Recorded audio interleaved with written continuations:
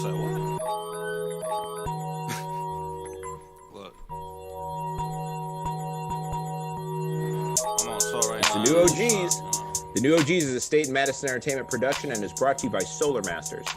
Look, Illinois is changing how people get their electricity, and Solar Masters is helping homeowners in Illinois take advantage of a program that lets them get solar power at no cost. If you're a single-family homeowner in the state of Illinois, you can lower your electric bill, you can raise the value of your home, and you can do something good for the environment without paying a single dollar out of your pocket to do so. In fact, Solar Masters can only work with you if they can save you money. Solar Masters is Black-owned and a SunPower dealer, which is an American panel maker with over 30 years of solar experience, and they even have a referral program that pays out as much as $500 per referral. So head over to www.go. Yes, sir. Yes, XL. Yes, XL. I got a question for you, man. Yeah, man. I just want to make sure I understand everything that I just heard. Right, we got to get this right. I don't want to mislead anybody here. Because this is important. It's very important. So, from what I understand, you have a way that people can save money every month on the electric bill that they got to pay anyway. Right, you're going to pay your electric bill anyway. You can save every month, or you can get a return of investment on having electricity in your house, which you've never done. And they get to do something good for the environment. Something good for the environment. Important. Absolutely. Whatever you can pitch in, it's an easy way to do so. And if they do this and they refer somebody else who also decides to do it because they have the capabilities, they meet the qualifications, they get $500 every time. Here's what's crazy. Even if you don't own a house, you can refer somebody, and if they go solar, you get $500. Man, that is still not better than Robert Hines' Lockdown. Drop today. The new episode dropped today. It is pretty amazing. It is an awesome deal. You should definitely do it. But it is not as good as Robert Hines' Lockdown, which dropped today. And Go and get it downloaded. Robert Hines' Lockdown today. And if you want to go purchase Lockdown and help Mr. Moby Combs out, refer somebody to Solar Masters. Go over to www.gosolarmasters.com, get in contact for a free consultation, or refer somebody you know. We are also brought to you by People of Comedy. People of Comedy is on Facebook. They're on Twitch. They're on YouTube. They've got a ton of different podcasts. It is the network that we are on right now. James runs our boards for us. He is the man behind it all. He is he's a hustle master, y'all. He is. All right. No, I mean, he gets it done for a lot of people. Well, listen, here's the thing. Somebody's got to make all this shit happen that's going on behind the scenes. I have a bunch. I don't have a whole lot of sets of mine that are online, and it's largely because I've recorded them myself. And and those two sentences explain enough about why I don't have many online. But James offers his services up to people in the city comics who are trying to get better tape and better clips to be able to send out. He runs a bunch of podcasts. He records shows. He had a show headline South by Southwest this year, and he also backs a bunch of. If you want to do a podcast for a very the most reasonable rate I've heard for doing a podcast where someone is going to handle pretty much every aspect except for the promo, go to People of Comedy. Watch a couple of their shows and see how they do. Watch 2 or 3 different podcasts and see if there's something you can't find that you like, and check it out. But we are back in the studio. It's Friday. We're glad to be here. I am glad to be here. We are kicking it again. It's been a weird ass week. X, how's your week been, buddy? My week has been interesting. I had a bunch of crazy stuff. I'm redoing my garage because I'm never going to a public gym again. Right. And I'm still on a mission to be less fat. So I'm putting a Peloton in here. And I'm putting a workout bench in here. And so I got I'm getting shit out, getting rid of stuff that we don't use, I don't need, stuff that's doesn't mean anything, all the shit that the kid doesn't care about anymore. And that's been, there's a split between getting rid of this shit and also oh damn, you used to be so little. Look at this. You used to wear this, and all that stuff. So that's the regular life stuff, right? Going on, and I'll talk about it a little bit more later in the show. But I have a cool. I got a show coming up tomorrow night, so I'm getting ready for that. Been prepping for that. I got some good legal news. I had some good legal news. Yeah. I had a situation. They was trying to get me. I kept the shit on the low. They was trying to get me. And my lawyer emailed me yesterday and said, they not gonna get you. We good. I said, I gotta go to court for one thing, and it's all getting cleared. So nice. It was a mistake, and but you know that shit don't usually work out for us. That mistake shit. But I also have lawyer money and lawyer friends. So that's also not a normal thing for. yeah. That's what I said. The system. If you got OJ money, I ain't got OJ money. I ain't know, and I'm not saying I got it's not like that. It's not. Yeah, it's not but like I mean, I didn't murder anybody either, so I didn't need OJ money. Like it's levels to this shit. I'm at the crime level I can afford. Right. My advice is always do crimes only at the level at which you can afford to do them. You know if you can't afford the legal representation, don't do that crime. Do not do that crime. If you only at the seedling level of crime, how you ever go get? See, capitalism fuck you at every level of which you live under it. Look, I have a history where I was involved in the illegal narcotics trade, and let me tell you, start from not a lot and build your way up if you're smart about it. Yeah. You can definitely go from nothing to something if you're smart. From what I understand from rumor, basically what you do is if you buy one sack, you can split that into 3 sacks. Now you turn that 3 sacks, you've tripled your profit when you redistribute that. You take the profit from the 3 sacks, you keep one, you use the other 2 to re-up. Now you got 2 sacks, that flips to 6 sacks, and now you keep stacking just like that until you grow. That's what I heard in a rap song or some shit. Yeah, there's a whole commandments written about that. It's a whole level of commandments written about it. That was a whole lot of fucking information. Right? Yeah, sounds like a fun week. Moby Combs. Man, listen, man. Hey, I am finding out that there is levels to everything. And apparently I was at the regular nigga level at everything in life. You understand what I'm saying? Like, I was the dumb motherfucker going to work. You know what I'm saying? That was me. Right? I'm saying, like, I was the nigga that was trying my best to make it with the little shit that these people would give. So I had no idea that there's levels to this shit that you don't get caught. You know what I'm saying? I saw this movie when I was like 5 years old called Superfly, and I was like, yeah, I'm doing that. But you know, I guess when you at the lowest levels, the only niggas you get to be around are the niggas that's always caught. You know? I mean, you literally spent time around niggas who was caught. Like that was. Yes. That's what it is. That's all you hung around. That was a whole another level of shit that I wasn't even seeing. This was just the tip of the iceberg. I hung out with the niggas that they work for that didn't get caught. Right. And on that note, hey man, I want to give an amazing amount of love and a shout out to Hannibal Buress. Hell yeah. Pew, pew, pew. Hannibal Buress, love shout outs.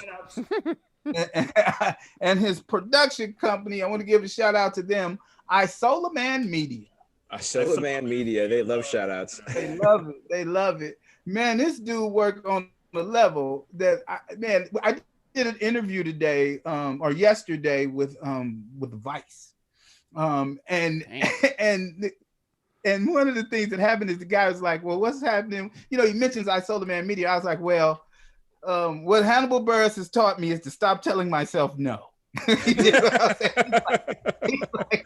He's like, hey man, just ask for the shit. You know what I'm saying? So I was like, I don't know if we could do blah blah. He was like, well, we probably can, and whatever it is you want, we will get it done. And God, if he didn't do it, hey man, the new special is out.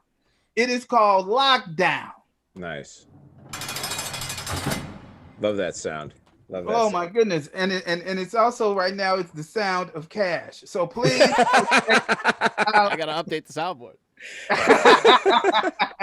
The clink at the end has to be like a cash register. I am showing you capitalism at a level that capitalism don't even understand, because I'm finna make money off the horrible pain that is in my heart. There you go, baby. I mean, if I could tell you one secret about capitalism, that is what the whole fucking thing is about. Okay, the whole concept of trying to amass wealth so that you can have a yacht while there's homeless people is basically because there is something wrong in your heart that you have made money off of. I wasn't even looking from that angle. I can live with that. A yacht? Yeah, I'm sure. I was looking from the angle of the capitalism itself infusing said pain. Right. And I'm going to use this same pain to make you motherfuckers pay me.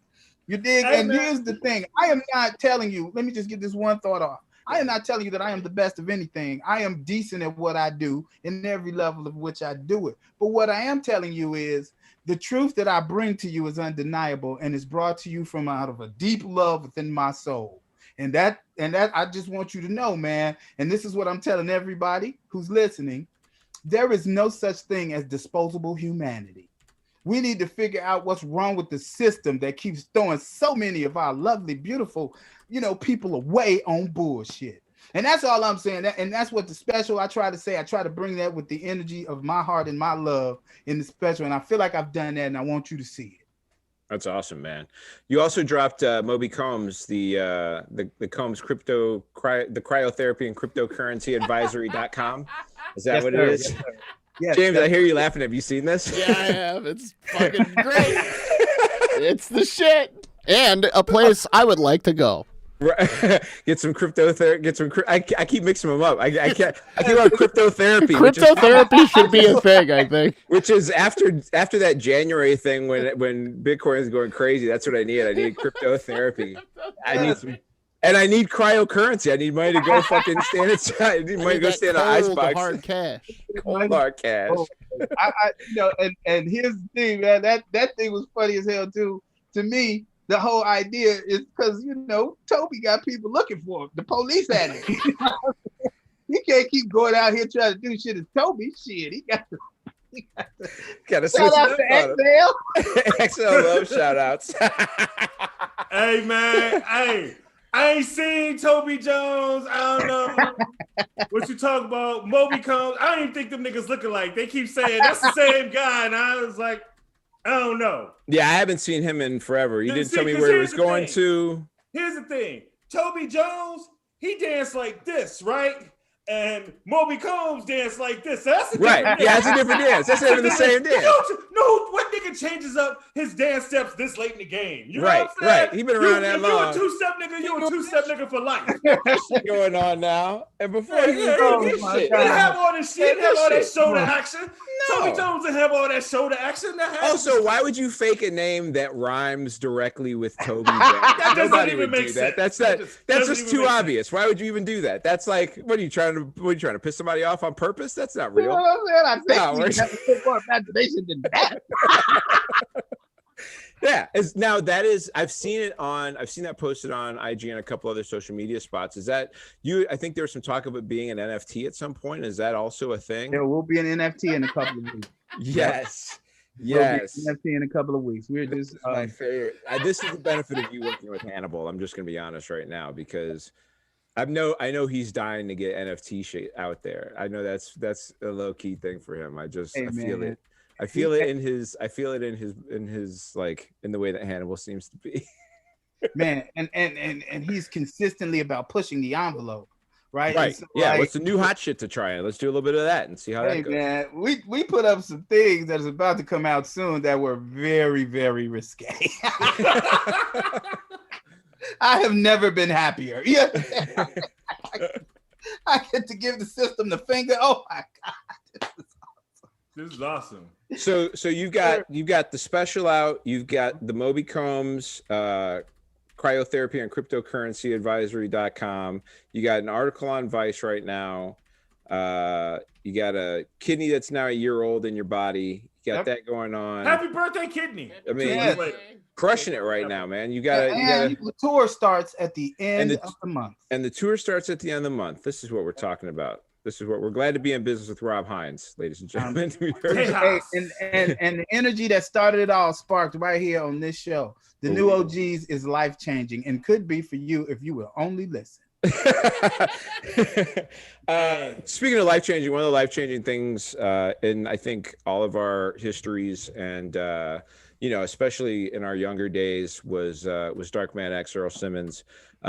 He was dealing with a fight that had been going on for a few days now over an overdose. Yeah, over an overdose that had happened, and unfortunately passed away this morning at 50 years old, which is for us like in the ballpark, which is, not exciting. You know what I mean? Like I was like, went to the ballpark and on my way back home. That's hit a round tripper. But it's I think I posted today, there was probably a 3-year period between like 98 and 2001 where I don't think there was a day where I didn't have DMX on at some point. I just could, I can't, unless, it was impossible. DMX was playing at some point in my world on every day that there was music on in my life for at least 3 years, 4 years, every day. And beyond that probably, but like, it was his first song that not where he said where my dog's at, but I can't, what the hell is it called? What's the fucking first song with the video in black and white where he snaps off where my dog's at? Anyway, I was just pumping the Get shit at me, dog. Get at me, dog. That song. Yeah, with me. Get at me, dog. That was my workout. That and Money Cash Hoes from Jay-Z. Those were like my number 1 and 2 workout jams. Blasted in the motherfucking weight room, and that Get at me, dog. It was like we were screaming that shit like while we lifting and stuff, because like it was such energy. That video was such energy. He was everything. His video launch. I remember I came home. I think we just come back from a road trip or something, or maybe it was a workout of the summer ball. I can't remember what exactly when it came out. Whatever it came out, I know it was late at night when I saw the shit, and I came in and it was like BET, and they played that motherfucker, and I lost my mind. I was like instantly. So who the fuck is this? What is this? It's amazing. DMX was a game changer for me. Yeah, 98. I was still actually I was still performing hip hop in 98. Like we threw a party in 98 that I performed at. And it was, there is this period of time from like 90 to like 98, 99, where this, there was a lot of shiny suit wearing going on in the early 90s. It was a lot of like, there was a dude who came out in a polka dot. I forget what this rapper name. He had a polka dot fucking suit on. Solo. It was some garbage ass thing. He came out. Kwame with the fucking polka dot suit. Holy shit, man. There was just like, and there was a segment of hip hop in New York and also in LA. In LA at that time, NWA was going on, right? Like NWA was killing it. But on the East Coast, there was this period of just like the commercialization had kind of crept in. And then by the time 92, 93 hit, that was when Tribe Called Quest started blowing up, Souls of Mischief started blowing up off the, it was just like this explosion of conscious rap. And then Wu-Tang Clan hit in 93. And then that shit came back through. And then, of course, you had the Biggie and Tupac shit in the mid 90s where both those guys blew up and also got killed. And there was this, the whole East Coast, that was the East Coast, West Coast shit. And so there was this thing of like a seeking of an aggressiveness that was on a different level in like hard East Coast hip hop. And DMX, when he dropped, I remember hearing him on a mixtape or something like 97. And I was like, oh, this is it. And then just like you said, that video where he's just in that he's just fucking bouncing like that. It is like, and I had it on today. I played the first 2 albums today, and it is not for the faint of heart when it comes to, he says a lot of shit that was just like, oh, you could not come out today with that shit. It's rugged, dog. I was watching the trial, and then I got the news that he passed and some other stuff. I should have did the research earlier because he had been in a bad shape for a while. So I don't remember this specifically, but I'm almost certain that video, that video, I don't remember if it was a single take. There was something very unique about that video, that the energy was real. Like they didn't know what they were going to capture when they get it. They thought they were going to get it, and then they shot it, and it was just like over the. This just for anybody who isn't fully like versed in DMX, like if you don't understand how cold this motherfucker is, he barked on a record and everybody was cool with it.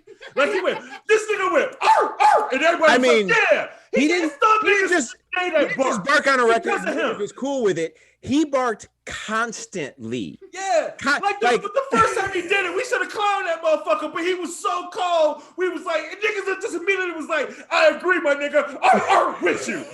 Hey man, that nigga talk like that. What you say, that nigga talk like that in real life. Yes.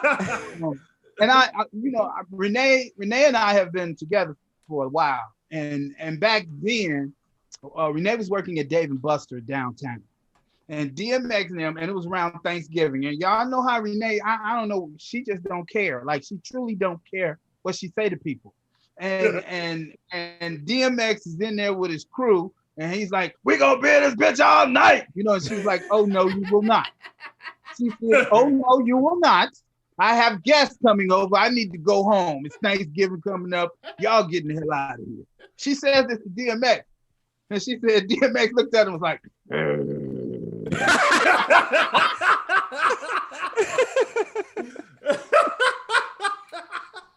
yeah, that sounds about right. That sounds, I mean, this is a guy who I sent you that tweet from yesterday where he was doing an interview in 2008 when Barack Obama was running for president. He was like, literally, the guy was like, hilarious. Hold on, let me pull this up, because he goes, they ask him, are you not found the presidential race? He goes, not at all. He goes, you're not, there's a black guy running, Barack Obama, and then there's Hillary Clinton. He goes, his name is Barack? He goes, Barack Obama. Yeah, he goes, Barack. Barack. He goes, what the fuck is a Barack? Barack Obama, where are you from, Africa? And he said, yeah, his dad's from Kenya. He goes, Barack Obama. He goes, yeah. He goes, what the fuck? That ain't no fucking name, yo. That ain't that nigga's name. You can't be serious. Barack Obama, get the fuck out of here. But he did go on and say, he goes, wow, Barack, that nigga's name is Barack. Barack, nigga named Barack Obama. What the fuck, man? Is he serious? That ain't his fucking name. I'm gonna tell this nigga when I see him, stop that bullshit. Stop that bullshit. That ain't your fucking name. Your mama ain't name you no damn Barack. And that is some of the funniest shit I've ever heard. But that is the thing about hip hop. You know what's crazy, Bobby? He's not the only Earl Simmons that said those exact same quotes. No, there's a lot of Earl Simmons that said that. He's just the only black one. He's just the only black one. He may not even be the same. I mean, sure, but I get that, but he may not even be the only Earl Simmons from Yonkers who said that shit, to be honest with you. You know what I'm saying? The thing is that there's an element of hip hop where it's a little like wrestling, right? Where it's just like, there's a creation of character that goes into some of it. And there's an element to his lyrics where you're like, okay, some of this is a build-up, but there's another part where you're just like, yeah, this sounds like something. I wouldn't doubt this being you at all. You know what I mean? But it's a tough thing, man. The dude I think the first time he smoked crack, he got tricked. He thought he was smoking weed or something like that, or doing something else, and he ended up on crack.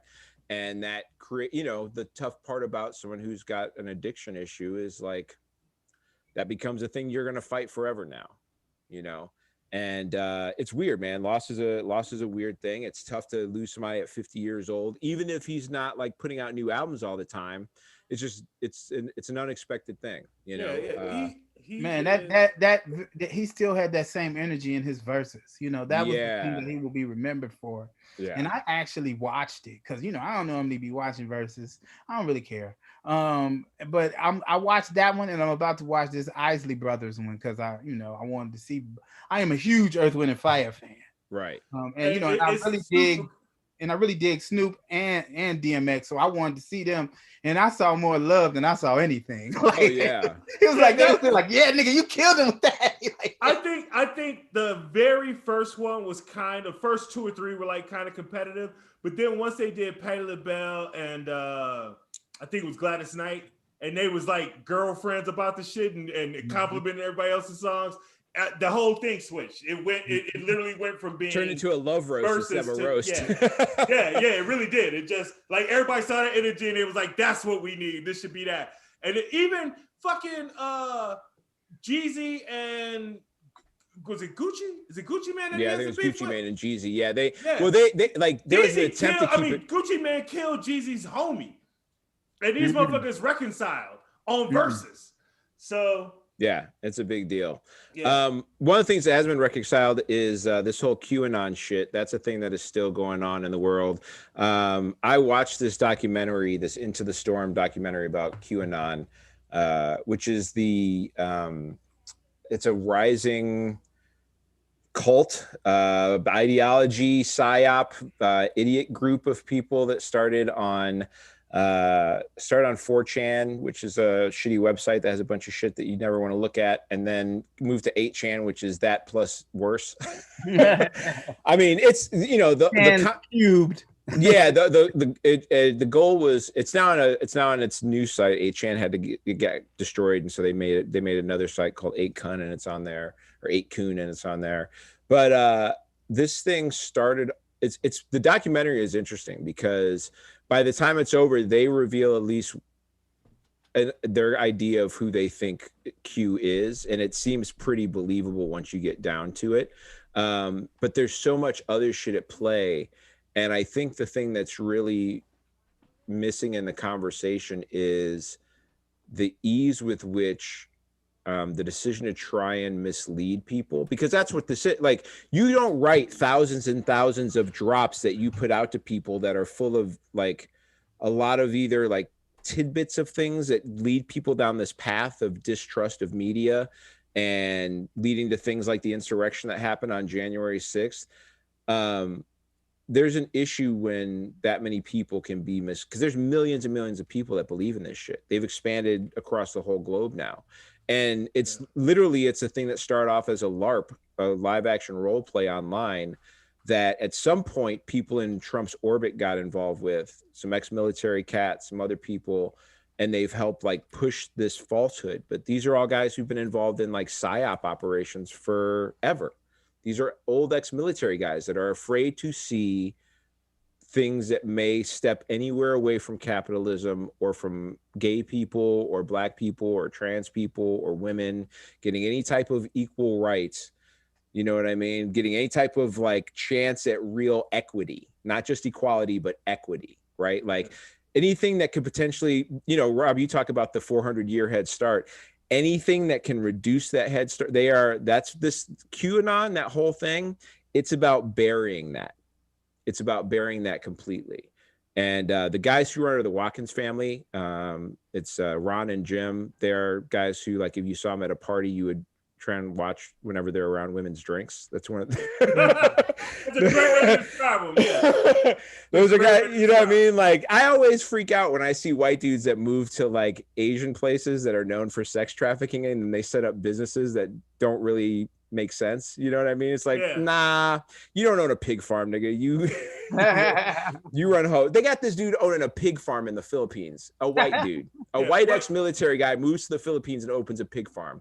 Nah, nigga, you running porn shit. You ain't, you know. And he claims that he runs and maintains 8chan, 8kun, or whatever the fuck it's called now. As it's kind of like some guys have a boat. You don't make any money from a boat. Right. It's just a hobby. But then, as he says, it's like just kind of a hobby thing that he has. He knows nothing about it.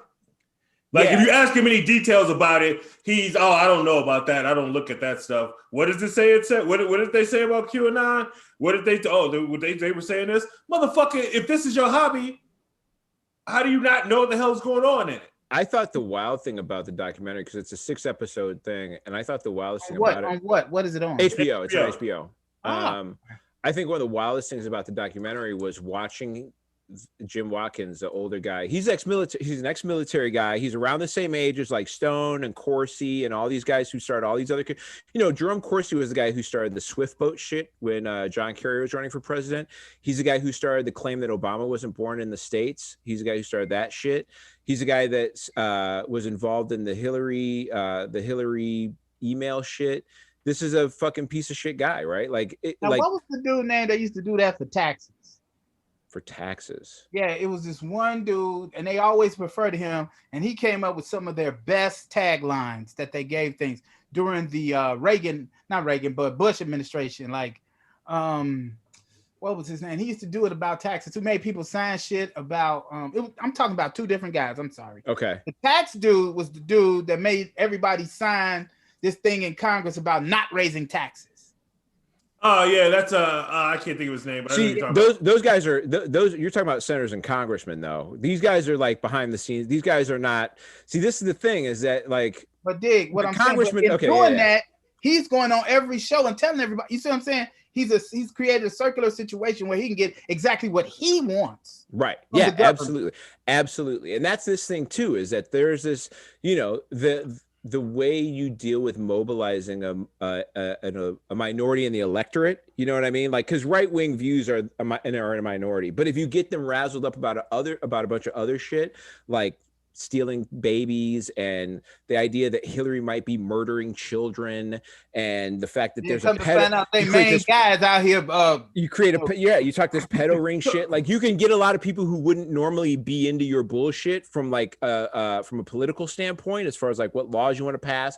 You can get a lot of people to buy into bullshit that way, and they've weaponized this against a lot of mostly white people who are very afraid of losing, of giving any ground in this country to anybody who does not look like them, if it's subconsciously or not. You know what I mean? Yeah, like, and you know, you can tell that they need that fantastical bullshit because their actual ideas of what they want. Like anybody, when they hear that shit compared to what progressives want, they're like, oh no, the progressive thing does sound better. You know what I'm saying? Yeah. Like even like, I mean, this I won't go into long with this because it's kind of off topic, but even when you look at like climate change, it doesn't make sense to argue against it, not because of for no other reason than if you're wrong, we all die. And if we're and if we're wrong, everybody still may die, but it won't be because we didn't give our best, right? Like and there's an opportunity to make a whole different kind of profit off the new shit. So even if we're wrong, there's still a whole new business there. You create a whole new fucking business. You know, so the whole move is that's always about the companies who are already in the previous business, though. Because nobody was trying. I remember when I'm a big car nut, so I remember when Tesla was first trying to push their cars, and they weren't doing dealerships; they were doing direct to consumer, and they had to fight laws in every state about being able to sell their car in the state without a dealership that was run by another company or another person. And the people who fought that shit were all the other car manufacturers and dealerships trying to keep them out because they didn't have a competing platform, and that's what they were right. They had to catch up. And now then at some point to try and help make it so that Tesla could. Part of the reason why Tesla is able to be sold as much as it has and have as much room as it has is because they opened up the patents to their technology, and they said, "Here, you want to make electric cars? Go for it. We've got our head start. Take your best shot." And that's why Volkswagen has electric cars, and that's why GM that's why there's an electric Hummer SUV out now, coming out in 2 years, right? Because now that they're in a position to like profit off of it the way they want to, now they're pro-electric, right? Like that's how it's going to be with solar too. The minute that Exxon and BP buy up a bunch of solar, the minute they buy companies like the ones that are behind Solar Masters and shit like that, because Exxon still has way more money than SunPower, right? So the minute that Exxon could buy like 19 sunflowers and not even burp. And the minute that Exxon decides that they want to be in the solar business, they will be, and it's over for, you know what I mean? Like it's just they're just going to talk shit until they figure out that that's how they want to move their money.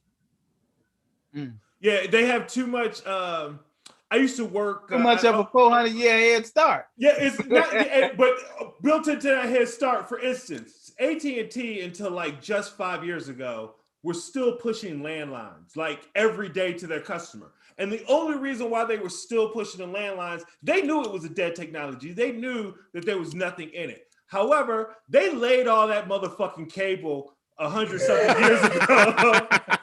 And all that cable's there. It's been maintained and it's free. It's basically free to them because it's already been paid for 1,000 times over. So every new line that they get was like an instant $10,000 to them. Like each new landline would translate to $10,000. It's still when you get cable, the best packages when you go look online always have a come with a phone. Yeah, got voice included. Because these motherfuckers they already got the like. Here's the thing, we everybody. If you think like, you want to know how corporations work, the way that corporations are people. similarly.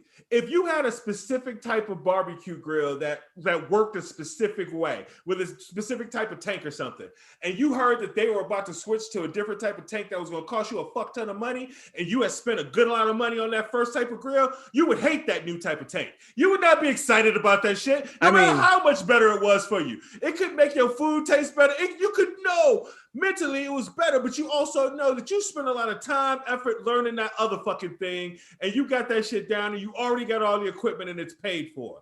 And so fuck that new shit. I mean, I like the PS5, but I don't have my money's worth out this PS4 yet. You know what I'm saying? Like I need a little more time, making feeling like I've like used my dollar's value out of the PS4 that I bought before I go drop another few $100s on a PS5.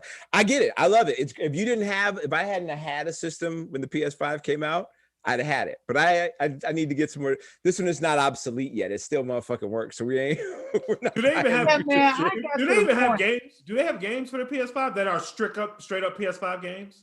Yeah, they got some that are straight PS5 games. Oh yeah, they have games ready at launch. That's a big thing for them nowadays. You got to have some shit at launch, otherwise you're not going anywhere. That'll doom you. You know what I'm saying? I have the last video game that I have purchased. I've more than got my money out of it but even though I don't play it that much, it was Xbox 360. Yeah. After that, I was like, you know what? These motherfuckers keep coming out with these bitches. They keep this shit. I ain't gonna keep buying this. And then I'm wasting time and shit doing this shit. Who likes playing video games?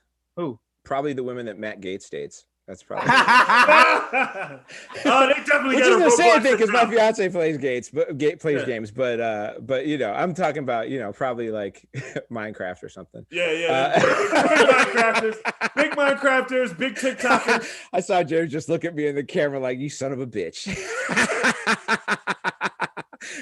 Oh, that's so funny. I mean, Matt Gaetz is in a little bit of trouble. You know what I mean? This Matt Gaetz shit is so funny that I'm not even worried about his ass going to jail. It's already written on the wall. This motherfucker's going to jail. What I'm excited for is like 2024. I'm assuming it'll take like 2 years, a year to write a good script and a year to film. Because I can't wait to see the movie about this shit. Because this is like Burn After Reading, except for pedophiles. This nigga was so stupid. They did so many consecutively stupid things.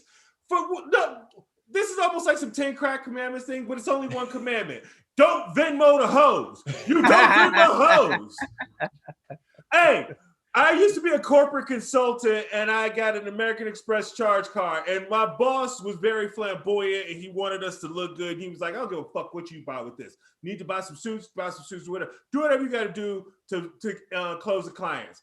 And we used to go to strip clubs a lot because it was in Miami. And he said, the one thing you cannot do is use this in the strip club. He's like, go take cash out someplace else, but do not swipe this motherfucker in the strip club ever. Not once. That is not a business expense you can get back. You know what I mean? That's how they got rid of that brother when he was Republican dude. When he was the leader of the Republican Party. He went out and spent some money in a strip club on a credit card, and they was like, "Oh no, we can't have that. You're not moral." Is that why they got rid of Steele? Yes. Now, yes. Which is funny because these guys the main hang up I have with these people that constantly talk about democratic hypocrisy on a lot of other shit are constantly talking about. The whole Q thing we were just talking about, their big way that they've pulled people in who are not necessarily Republicans is this whole save the children, fucking with kids is wrong. They had a dude go into fucking a pizza place in Washington and shoot the motherfucker up because he thought they were running a child sex ring out of it. That's how insane these people are. And Matt Gaetz has backed that ideology, while at the same time being friends with a guy who was running a fake ID scam. He was a tax collector in Florida who was running a fake ID scam, who was sex trafficking young women, who Matt Gaetz was paying through Venmo, saying, hit up such and such with this $900. This nigga started an LLC to do Bitcoin, a Bitcoin in the tax collector's office. The address was at the tax collector's office, and he had the tax collector's office buy him $65,000 worth of servers to mine Bitcoin. But it gets worse. He set up the servers himself because after spending $65,000, of course, you go set the shit up yourself. Right. James, if you buy some $65,000 computer server shit, get a nigga to help you. Do not set that shit up yourself. He set the office on fire. Oh my God. Like this nigga. Like, Gaetz did? no, the other dude. Greenberg. The other dude. Greenberg. And the worst part, this is how stupid Gaetz is. He been fucking with him the whole time. Right, like, yeah. When all this shit was going on, that was still his dog. And then, like, just to make this, to top this comedy of errors off, the guy is about to do a plea deal, and his lawyer, I can't remember what cases he's done, but he's done some pretty high profile cases. He's a decent defense attorney. His lawyer, when asked, is Matt Gaetz in trouble because your client is gonna clear a deal? And he it took him a while to answer because he was trying to figure out how can I answer this shit legally without fucking up my client. And he's like, wow, I can't. That's an interesting question. And he kind of just he was like a dude that his woman asked him a question that he just wasn't ready for. And he kind of just if I was Matt Gaetz, I'd be concerned. That is the most damning shit. If you got a co-defendant, after all that, that's the best you could do. If you got a co-defendant and your homie's lawyer, y'all got separate counsel, and your homie's lawyer says you have a reason to be concerned, man. Hey, you got a reason to be concerned. It's not Can't help you with that good, homie. Well, apparently he asked Trump for a blanket pardon before Trump was out of office, and it was not for anything but the sex stuff. That's what it was for. It wasn't for some other bullshit or fighting the election or anything like that. He was just in case some sex shit comes out. No. Did you hear what he really said? No. He made it. He tried to make it hey man, why you pardoning motherfuckers? Why don't you just pardon all of us? Just pardon everybody. Remember that was in the news, but they didn't say who it was. They just said that they were considering it. Yeah, he said, man. On top of all that, they had a law about child sex trafficking. He the only motherfucker voted against it. Yeah, he's done You're the only motherfucker. On brand, so on brand. Hey, how about we rethink this? What, we gonna arrest niggas? 17 for 17? So R. Kelly shit. What the fuck is girl in my office right now that's 17? Well, the other thing is it wasn't just across state lines. It was international, guys. It was potentially he's talking about taking 17-year-olds internationally. He's oh my God. Hey, I'm gonna let you in on a little secret. If you have international money, you don't have to. There's women there waiting. You know that's how it is, international works. This is another country. You're the exotic shit. This is what I mean. To me, this is an example of white privilege, right? This is the idea that you think you'd be so loose with it, you're just gonna. Oh wait, I want to make a clarification. When I said there's women waiting, I mean adult women. There's adult women waiting. I mean, unfortunately, you could probably do a lot of shit depending on where you're going, but the real key I don't is want to promote that, Bobby. I'm not talking about well, no, but that's what this guy obviously was doing. So I'm talking about what this guy's issues are. I know, I'm fucking around. To me, there's a privilege with money and race that would allow somebody to think just Venmo whatever the fuck and just say all types of shit. You know what I mean, the idea that you would just keep rolling with somebody. Yeah. No, I just hate to be this guy every week. I just hate to be this guy, but this is a hotep moment. Go, Rob. They stormed the fucking Capitol. When you do shit physically, I'm saying okay, I can conceptually fuck with y'all. I can send you a bunch of dumbass emojis to your phone till it become annoyance or some shit like that. But these people put their presence in the presence of the people that they saw as their adversaries and was ready to take physical battle. Do you think they give a fuck about a Venmo? They have already shown you. Fuck. I don't give a fuck what the law is because they never gonna do it to me like they do it to you, even when they do it to me. When they send this motherfucker to the joint, it is not Cook County jail that this motherfucker is about to go to.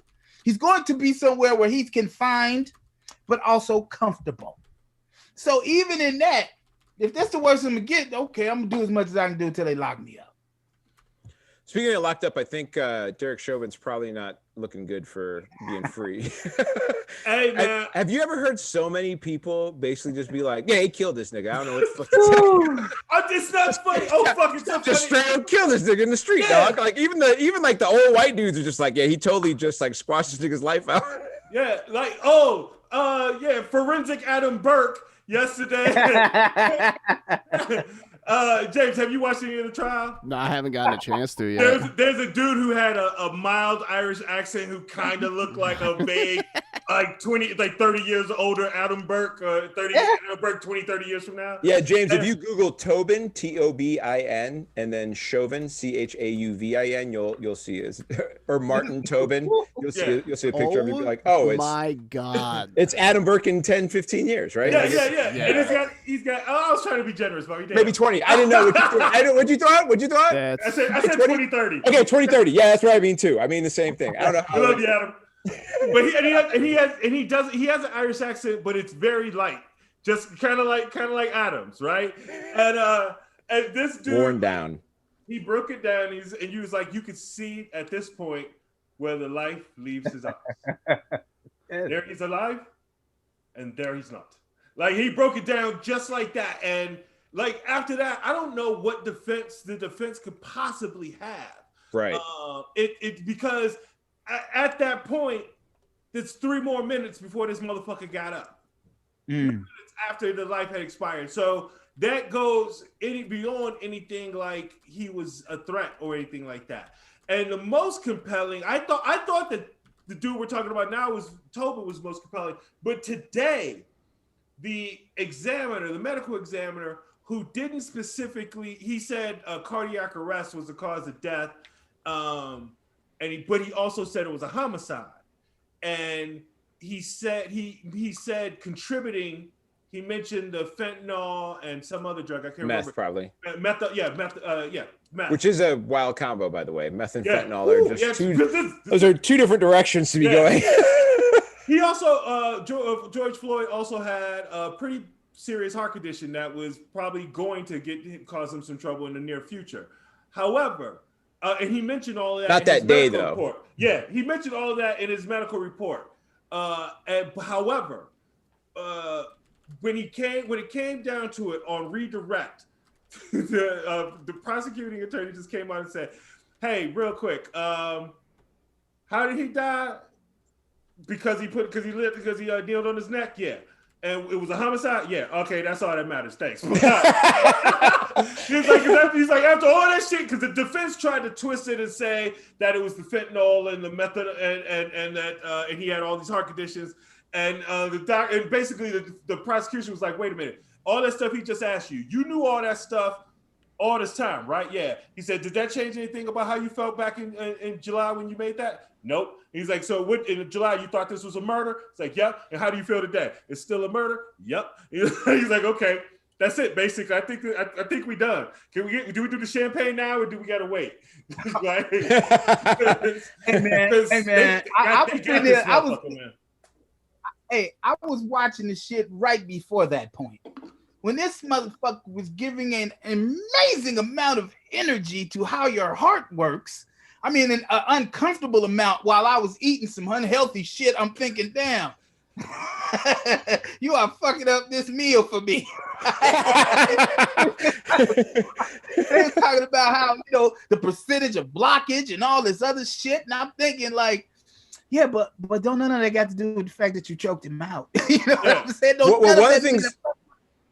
One of the things I thought that was super interesting, at least in this past week, is the number of police officers and guys who are trained police or people who train police on how to deal with these situations who've gotten on the stand and have all testified that this was not correct. Like the guys who are training how to deal with force arrests and all this other shit are all just, every single person has just been like, yeah, it should have been way sooner when you try and get him on his side. Basically, once you have the guy in handcuffs, it's over. Like, if you got four cops who've got all types of weaponry, and you got one dude in handcuffs, like, it's not happening. Like, it's over for that. All you gotta do is wait. All you gotta do is chill, and it's just gonna be over. I'm sorry. There's go ahead. things I know this is gonna sound like conspiracy. I'm not trying to go down some rabbit hole with it, but everything about the way he killed George Floyd, it felt like it was a hit. It felt like he was snuffing him out on purpose. Like the way he looked, it felt like like there was a reason behind it. Like he had a motivation. He wasn't even doing police work. Like he wasn't even. This guy's he's already dealt with shit in the past, right? He like had 17 different. Right. So I just think like it was just. That was just business as usual for him because he's a heartless piece of shit. I don't know. I don't know if heartless is the term, but I just think like the way that he deals with that is that way. You know what I mean? I don't know if he thought he was killing the guy either at the time. I don't know if he sat on him like, I'm gonna kill this nigga, but I think he was like, maybe he'll pass out, maybe he'll stop moving, I'll stay until he calms down, and the guy dies. Now, whether that's purposeful or not, I honestly don't know. Here's the thing. When they check for a pulse at minute 6 and he stays and they says there's no pulse and he stays, in my mind, they check for a pulse? They check for a pulse at minute 6 and okay. and you hear it audibly that he's dead and he stays with that same emotionless look. That's why I say if you watch the whole video, like just continuously, not in parts and pieces, but continuously, that shit felt like a hit. Like he was doing it for a reason. Like him and George Floyd knew each other. Like I said, I don't want to go down the rabbit hole. I have no evidence whatsoever of this. But the fact so you get into that Q shit. I'm just asking questions. I'm not saying, I just find it incredible that there's not a single person in the police department that was standing for him. This motherfucker, because of COVID, each side, his side and the George Floyd's family only had one person allowed to be in the courtroom. There was only a person in that seat for him one day of this entire trial. I mean, the other cops also stood there the whole time. Right? Like nobody was like, hey man, get the fuck off this dude. Like other than the people who were standing around. Like now the other cops made a move. That Asian dude, that Asian, like that. It's a systematic problem, Max. I think the issue is that you're not a psychopath. You know what I mean? Like I used to do the job. I used to do this shit. And I honestly will tell you that you cannot allow those type of people to be around you very long. Like I mean, like even when you work with them, right? If it get to a point where I'm around that type of dude, and it's way more of them than you think. Now, I'm not saying that all of them are that way or that's all cops are bad cops. I'm not saying any of that, but I'm saying the system is so diseased that you can't stop anything as an individual. It is a system. So as you start to try to give resistance to it, it starts to make you part of the energy that propels it. It starts to victimize you as an individual. You start getting tagged with names. Man, I cannot tell you, and I know I've said this before, but you got to understand the pain I'm hearing when I hear another black man look at me and call me an inmate lover. What? Really? This is what this job is? This is what we doing?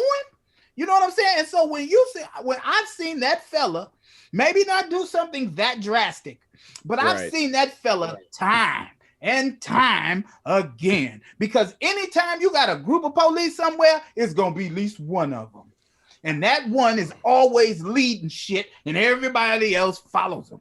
Because you got to follow, you got to have his back. Because if you don't have his back, that creates a whole you ain't got no fucking choice. Yeah. Hey, now, Bob, what started to happen in the jail is because we knew each other. Like, it was like, you can't get away from this. And what started happening in the jail is that the brothers who wasn't known that, just like happening in politics right now, you got the Cortez chick, she getting in there like, hey, y'all finna cut this shit off. And that's what started happening in the jail. It was me and a few other guys, and he's like, hey, we ain't finna take part in this shit no more. And we were the most effective officers. We were the leaders of the deal. And so when you the leader of the deal, you can say, nah, it ain't be no more of this shit. Things change. And plus, we had each other's back, so we didn't need them. Well, there's a thing out now where the director of the CDC, Dr. Rochelle Walensky, she came out and said that racism is actually a public health threat, which is, I think, an important step to take or an important statement to be made by, from the Center for Disease Control to be able to look at the disparities that are going on and say this isn't just a result of COVID. What this has done is like expose how unequal this is, right? Not just racism towards Black, just racism, period. Racism that leads to trying to disenfranchise or separate people or make people reliant on a system that they then don't want to fund is a public health threat, because it creates situations where you have classes of people who are stuck in the lower rungs of servitude, essentially working for low wages, living together in poverty. Like this is a public health threat that's going on. And so, there's an issue of wanting to try and fix that is required. There's an element that has to be changed to try and make that happen. Rob, you work the job, so you can tell me whether or not this is a feasible idea or not. But the control factor that cops need to have, I understand hostile situations require you to take control because you got to calm it down. But it seems like they go into everything as anticipating hostility. That video I sent you today, they had a vet who was in his uniform, a military vet in his uniform, black man at a gas station. I don't know what they pulled him over for, but it looks like they pulled him over and he's pulled into the gas station. So there was, basically lights and cameras and shit. People could see him. And he didn't want to get out of the car because he was nervous. They had their guns drawn already on a fucking traffic stop. And he's calm. His hands are outside the window and he's explaining to them, I'm a vet. I didn't do anything wrong, man. I don't know what's going on. Could you please explain to me? And they were just barking, get out of the car, get out of the car. And the guy kept explaining to him, I'm afraid to get out of the car. You fucking got a gun drawn on me, man. Like, I'm afraid to reach for the handle because he had to reach for the hand. They were telling him to keep his hands out of the car, outside the car, and reach for the hand and open the door. But he had to take his seatbelt off. And don't put it. So every time he started to put his hands in the car, they started screaming, get your hands on the car, get out of the car. He's like, you can't, they didn't even. I can have my hands out of the car and take my seatbelt off and open the door at the same time. Yeah, so and like, they couldn't, he was trying to explain it to him in a very calm fashion, and they were just screaming, contradicting commands to him. He didn't get shot. He got pulled out of the car. They maced him. In the car with his dog in the back. Yeah. And it's like the whole thing was like, what the fuck are you doing? As soon as you see that he's a vet, unless you thought he just murdered somebody, what the fuck are you doing? And I'm not saying you should treat anybody like that. You shouldn't have treated anybody like that. But goddamn, he's a vet in his uniform. That don't get you anything. That don't get you at least some fucking courtesy. What the fuck do we have to do? This fucking lieutenant. He's a fucking lieutenant. Leave. That's the only thing. Listen. Well, here's the thing. Go ahead. Here's the thing about that. When you question anything, I'm saying the dumbest, the most stupid shit a cop tells you to do, he has the right in his mind to do something to you. I'm saying, like, if you, turn around. Hold on, man. I'm just did I say to turn around? It goes straight from, I asked you to do something, because if you don't do it immediately. Any lack of direct obedience. Absolutely. You are going against his will, and he has the right to kill you. When I was a kid, I was like, we were 17. Remember there used to be a McDonald's right in the middle of Rush? That was like the biggest waste of real estate. We were hanging out down there, and my buddy bumped into a cop walking the beat down there, and he told him to get out of here. And he was from suburbs. He didn't know where the fuck he was at. I took taking him down there after a concert, and my buddy didn't know which way to go because he didn't know where the fuck he was at. And he took like 2 seconds to like look around, and the cop arrested him. Like literally, it was literally like he didn't like, because he was like, where should I go? And I was standing outside. I saw the whole fucking thing. I was like trying to tell him, just go stand over there, man. Because we were getting food. I was like, just go over there, man. Go sit in the park. I'll grab you. And before I could finish that sentence, they arrested him. Like, because like, I know it's anecdotal. But it's the shit is like that all the time. It happens all the time. If you don't understand exactly why the fuck they're screaming at you, which who the fuck understands when somebody comes at you screaming right away when you didn't do, like, all the time, many times it's mistaken identity, or they're overreacting and you don't know what the hell's going on. Just like with George Floyd, if he didn't know that he spent a fake 20, or he doesn't think he spent a fake 20, he doesn't know what the fuck is going on. I used to bounce at a number of clubs in the city, and one of the things I found to be way more effective than barking at people would be just like sidling up next to them and just being like, hey man, would you mind stepping away from here? You're blocking this walkway. It's fucking everything up. I know like you're looking for a place to stand, but like this is going to be a problem if you're here all night. And I'm going to have to tell everybody who comes here. So like if you can move, and people would be like, oh man, my bad. Let me get the foot. Like, it's so easy to just talk to someone like a human being, because if you treat people like they're not intentionally trying to fuck you over, then they will respond as if they don't feel like they're being accused of trying to fuck you over, right? Like, your boy wasn't trying to fuck with a cop. Your boy wasn't trying to cause no problems. You'd have happily gone anywhere else in the world to get out of the guy's way, right? He literally, he would have just started walking if he just knew. He wasn't sure we were going to know where he was at. This is back in the days before cell phones and shit, kids. Like, I'm 17, it was before cell phones. I'm old. But, yeah, like, that whole approach is really, really insane, man, because cops go through extensive training to learn how to bark those orders and take command and shit. And guess how much training I've gone through to learn how to go work with cops? Like none. right. Like none. I've done zero other than like some on the real life shit. Yeah. You know, so the shit that I survived real life, and I don't know how any of that worked. Other than like, seriously, I don't know how any of it worked. There's times that I literally probably should have got arrested and didn't. And I've had interactions with cops where there was nothing going on, and I was like being super cool, and they were like, "Fuck you," like. Why, man? Like what? Because you appear to be for sure had those than moments. Yep, I for sure had those. There are some people that are fighting back though. The AME Church may actually, I mean, the Proud Boys don't have essentially an official like thing to bankrupt, but because of everything that happened when Enrique Tarrio and a bunch of other Proud Boys were defacing the Black Lives Matter signs on some AME churches, they have actually sued him and the Proud Boys organization.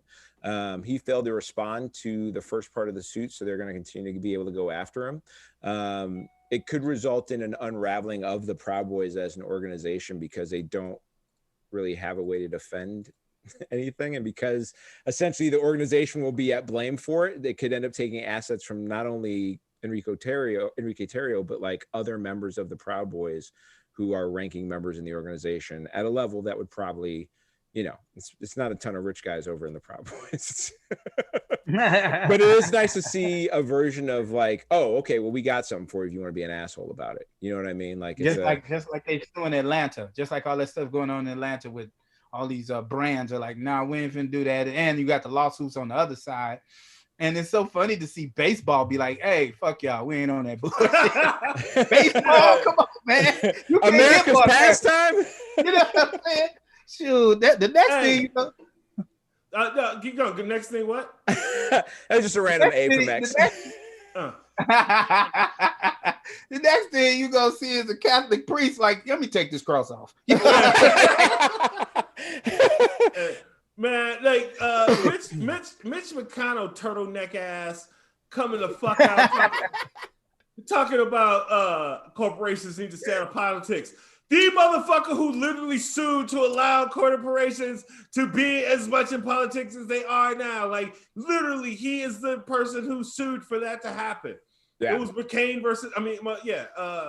versus the United States. This motherfucker is such a hypocrite and piece of shit. And he don't need a reason. It don't need to be a good reason. It was super ballsy he straight up called him stupid. Like multiple times. Like he didn't say stupid like in an accidental way. He said any CEO, any corporation that gets involved in this is stupid. Yep. Like, and that was insane. That was insanity to me because the blazenness of it. Like, I know you can make threats that will make legislation and make your life a nightmare, but do they not know that there are blue states that will gladly take those corporations' headquarters when they move and leave your shitty little state because you fucked them over? Yeah, there are people looking to move in and take over all that shit if they're going to leave it. I mean, there's no... states do that all the time. Illinois is constantly... Indiana literally has billboards on the border of Illinois. Actually, before you even get into Indiana, telling businesses that they should move to Indiana because they have better taxes or some shit like that. Like, states look to steal other states' major corporations all the fucking time. Boeing Chicago, Illinois stole Boeing from Seattle. Yeah. Speaking of some big changes getting ready to get made, Biden is trying to make some common sense gun control changes. He is at least trying to take some steps that would adjust some things. There were 2 wild shootings that happened. Was that yesterday? There was one in South Carolina where an ex-NFL player murdered 5 people, including some children. And then I think there's another one in Texas, I think, yesterday as well. And we've talked about guns. One murdered there, but a lot of injuries. Yeah, we've talked about guns ad nauseum. Any type of, I mean, there's just better ways to do it, and it's good that Biden is finally coming out with some things that have a good potential to be passed. Getting rid of ghost guns, reducing clip sizes, waiting longer. A buddy of ours posted on Facebook that, and he's a gun owner. He's a big time gun owner, and he's like, one of the first things you should do is make people wait a month. You should have to wait a month to get a gun. Because a lot of times the homicides that happen are crimes of passion, or somebody gets angry and they want to go do something real quick.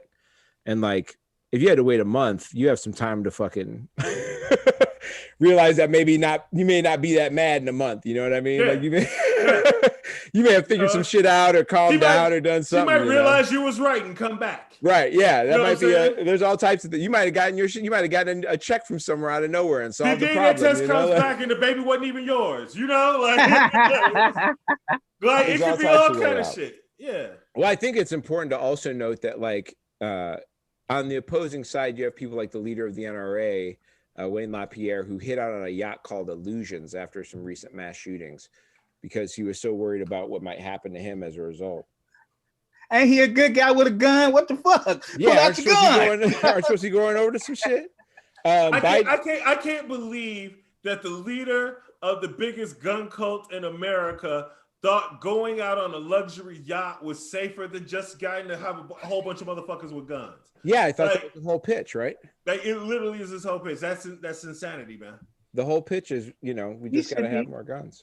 He should be able to get protection in every state. They're the national rifle. So it's supposed to be every time you go to a motherfucker crib, he's supposed to be greeting you with his weapon. What's up, baby? That boat did not have one gun. I saw all the specs on the boat, no guns on that boat. By the way, they are currently going through bankruptcy, and they're supposed to be getting somebody to overwatch their business dealings. And they said that they said if they had an executiveship going on, that their business would end up being insolvent because. Which, hey, your business is insolvent. You're filing for bankruptcy. That's what bankruptcy means. Your business is insolvent. So you need an executor, you fucking moron. Yeah, that's the whole point. You know what I mean? Biden also said he's opening up a commission to try and see whether expanding the Supreme Court is something that can be done. I think that's a big deal. There are 13 district courts, so there might as well be 13 Supreme Court justices. That seems like a fair deal. Here's my dream. Here's my political wet dream. Joe Manchin has a peaceful sleep death, and the Republican governor of West Virginia takes his seat because that guy used to be a Democrat and he's a fucking windsock. Whichever side is going to give him the most money and the most whatever, he rides with. And I 100% believe he'd vote Democratic. Like he's gone against fucking Joe Manchin a couple times on the shit that Joe Manchin is talking shit on. Yeah, like that dude's flipped. Right around the time Trump started really getting popular, that's when he flipped from Democrat to Republican. And I could the way he's talking now, he's just itching. He's just itching to jump back on board. All you gotta do is send him over there. I would take the top of that back. I'll never want to wish anybody death.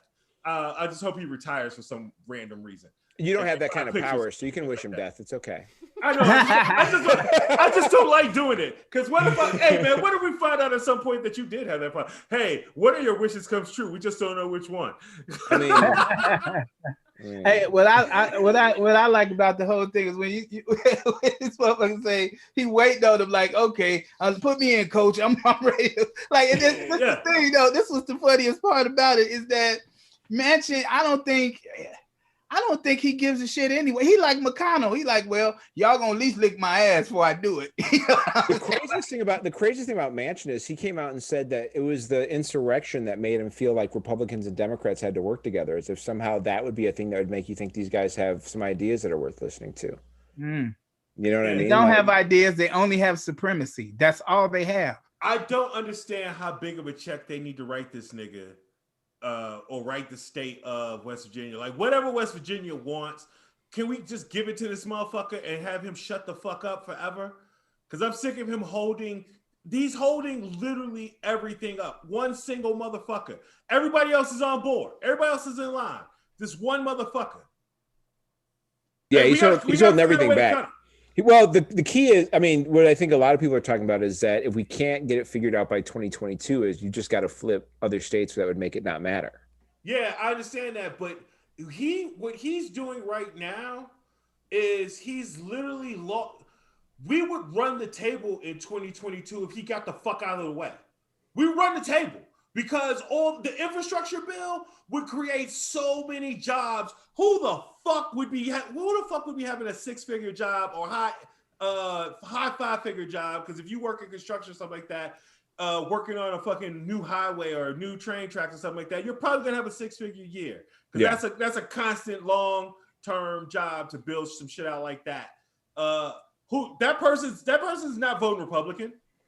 Like that person's either not going to the polls because or he's not voting Republican. That person's voting for the person who just put him back to work. Yeah. And Manchin's fucking all of it up.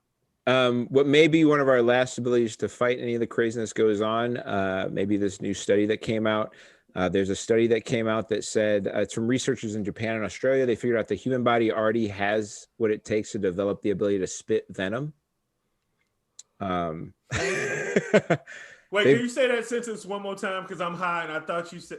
Say what you said. Humans have the genetic capability and the building blocks already in place that if evolution took us that route, we could develop the ability to spit venom. So, okay, you want to know something weird? I swear to God, this is true. I'm not saying this for a bit. Every now and then when I yawn, a line of spit shoots out. Like, it's like a line. It's not like a loogie or something like that. It's like a little line. I was like, and it's weird because I can't do it on command. Right. It's like it just happened when I yawn. If I guess I got the right amount. And like, I wonder if that's my venom. I've been poisoning niggas on the low and didn't even know it. So apparently we already humans and mice already produce a protein that's key to toxins in various venom systems. So we already have some of the proteins available to do that. They're secreted in saliva. That would be the starting point to us becoming venomous. Obviously, the way we live doesn't really require it, but if for some reason this shit all fell apart, there's a chance that within a few generations, niggas could just be like, and just give me your fresh meat kill. Right. That's what I was already like. We already spitting venom. If you've seen, you know what I mean? Like, it's hot. It's hot. Elon Musk, among the other amazing things that he's been doing, he's got this thing, and I don't think this is a weird thing that happens. This is why you always got to be wary of these guys, because he started off with this electric car shit, and everybody was like, "Oh, electric car, that sounds amazing. What a cool idea!" And then he was like, "I'm gonna go to outer space." And I'm like, "All right, good luck going to outer space." And now he's like the only guy who can land rockets that he shoots off into the sky, right? Like this guy shoots off rockets and they land just fine, like 90% of the time. Like he's really working it out where he's like, okay, well, if y'all aren't going to Neptune, I am. You know what I mean? Like this guy's gonna go to Neptune before NASA does. But see, there's this other shit on the low end. He's got this thing called Neuralink, and it's supposed to be this thing that's supposed to it's an interface that you can use to kind of plug into your brain. And he released a new test where he has a monkey that is playing ping pong using only its mind, which is I didn't know that. Which is great. You know, or very like it's the start of the Matrix, dog. Like that's. So is this the singularity? Is this the singularity? I mean, are we there? This monkey is playing Pong just by thought alone.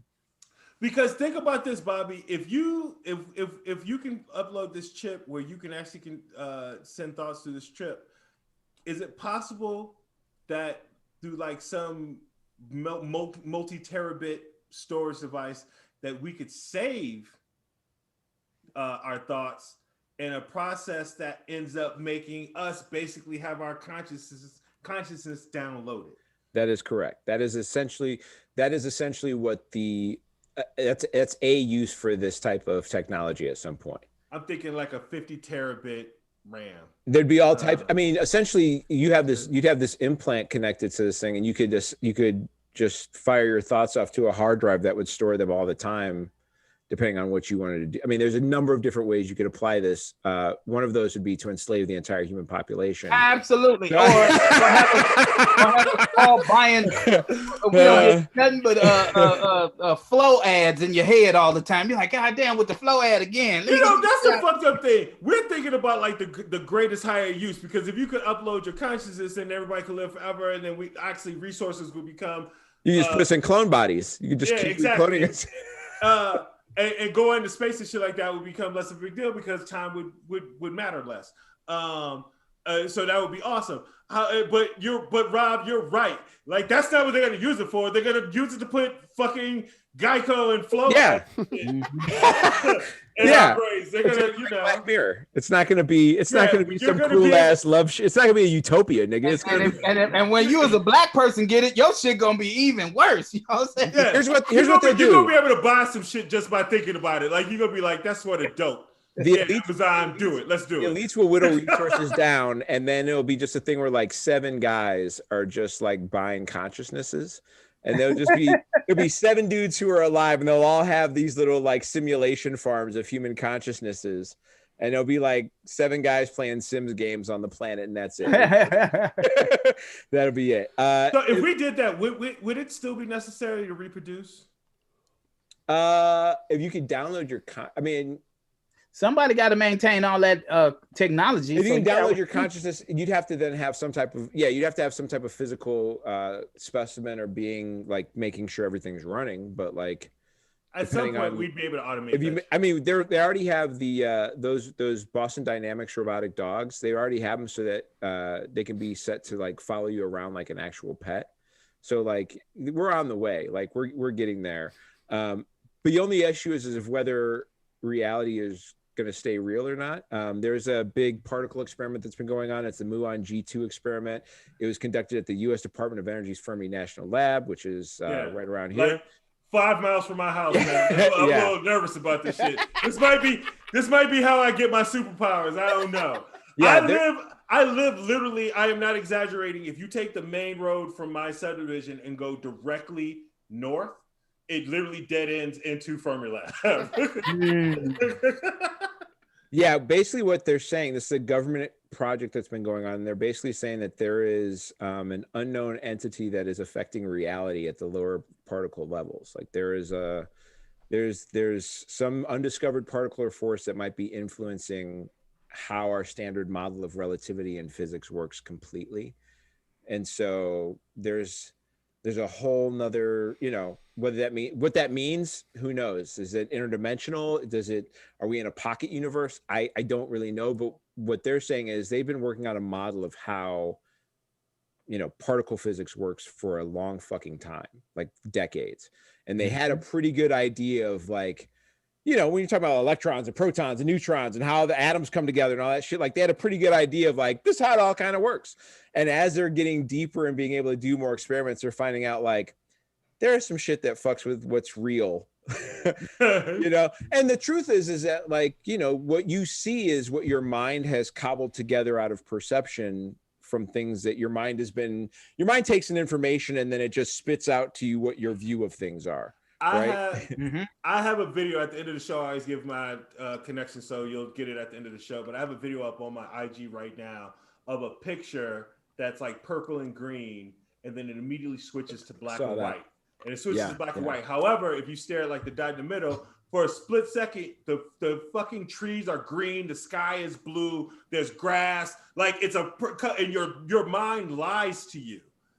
Because it just basically fills in the blank, which when you think about it, that explains a lot of shit. That explains a lot of shit of like how. To me, that's a supernatural explanation. Huh? To me, that's how I often attest things that people think are supernatural. Exactly. This house creaks, it moves on its own. This thing, I think a lot of that is perception issues that you have where you think something is somewhere because that's where it's been or something. There's all, or because your mind decides, your mind is just making a decision. I think that's why people knock shit over. That's why some people are clumsy, because what their mind is telling them where something is not accurate, right? Like, yeah. Well, yeah. The tools are That off. is an interesting way to put it. I never thought about it in specifically that way because I'm a clumsy motherfucker sometimes, and that is pretty accurate. I mean, what is I didn't know that when you see something, the mechanics of what is in your eye specifically is taking in the information that is in front of you, and then your brain interprets that and is telling you what is where. And so if any of that is off, you may miss that. I mean, depth perception is entirely based on that, right? Like there's also a fun little thought experiment that the red that you see, how do you know that the red you see is the same red for anyone else? Well, I'm colorblind, so it's not. Well, all right, asshole, fair enough. But like, you know what I'm saying? Like the red I see at like a red light could literally be, you could be the only one seeing that as red and everyone else in the world sees it as blue. You know? Yep. Like, yeah. Yeah, and you would have no way because you'd have no way to reference it, or you'd have no way to reference it otherwise because. Well, I would imagine it all have to be similar because we all stop. Well, it's at the top. It's at the top. Yeah. Well, I'll be honest. Most green lights to me look like they're white. They always have because I'm colorblind, and so there are some that, like depending on which, because there's different models of stop traffic lights out there. Some are like green, and the rest of them are all white to me. I just know it's at the bottom. They have glasses. That can help colorblind people see colors. Would you get those? I don't know how expensive they are. Like, is that something you want to see, or do you want to just keep living your life? If I wanted to be a pilot, then I would probably look into like colorblind corrective contacts or glasses. But for the most, I mean, are they expensive? I'm pretty sure they probably are. I'm just not I don't have any type of thing that is requiring I thought there was like of some it. blue blocker type shit. Yeah. Like you just get that shit at Walmart. I think they actually have surgery now that you can get that, like, because essentially it's an issue of like it's an eye. You know, you can. I think sometimes it's corrective. I mean, I'm in my 40s and I'm used to these colors at this point. I see purple almost only when I'm on like some type of psychedelic. I know that's interesting. That's fun. Yeah. I know it's supposed to be purple because I've been told, and so like my mind for the most part has like an image of what purple is that I see. You should when watch a someone tells Prince me that, concert. but it's I just watching football games on acid and seeing the Vikings play is my biggest that's one of the hot joys. But I'm serious. Paisley Park on acid would fuck you up. Yeah. Oh yeah. To me, it's just like navy blue rain. You know what I mean? Like that's what it is to me.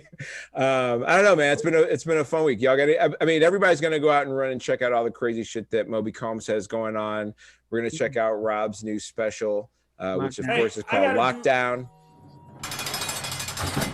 That's right. Rob, you got anything else going on this week, or are you just basking in your glory? I'm gonna be doing this all weekend and responding to people. It's getting to be too many people for me to keep up with. I can't. I'm frustrated because I like giving attention, but shit, too many motherfuckers. Don't take it personal. I love you all. I just can't get to you, buddy. We gonna do all the things that we talked about earlier. All of my social media is now the same. Fuck yeah! Hey! But how do they like? What the fuck? Yeah, what is it? Exactly. It's Robert_L_Hines on everything. Got it. Good. Go find him there. X, what about you, man? You got a cool shirt on. What you got? Yeah. Before I want to give a quick shout out to this brand, I Am. It is produced by a good friend of mine, Anthony Ingram. Grew up with him out here. Shout out to Anthony Ingram. Anthony Ingram, shout out. He's a 6'8", looks like he could dunk on 9 niggas, motherfucker. He ain't got no basketball skills, but he's a cool gear maker. He's got this brand, it's black owned. There will be more direct information about it on XL Comedy on all platforms. XL Comedy on IG, Facebook, Twitter, and Twitch. Nice.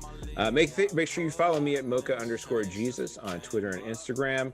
Follow the show at New OGs Pod. We try and put out clips from the shows. You can see some of the funny shit that we've been talking about all week long.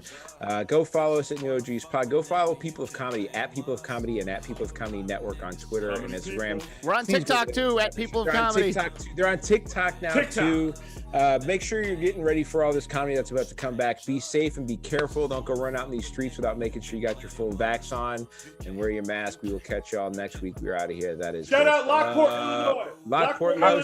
shout out. Tomorrow night, 9:30 where at the you studio. Tomorrow night, 9:30 at the studio, Lockport, Illinois.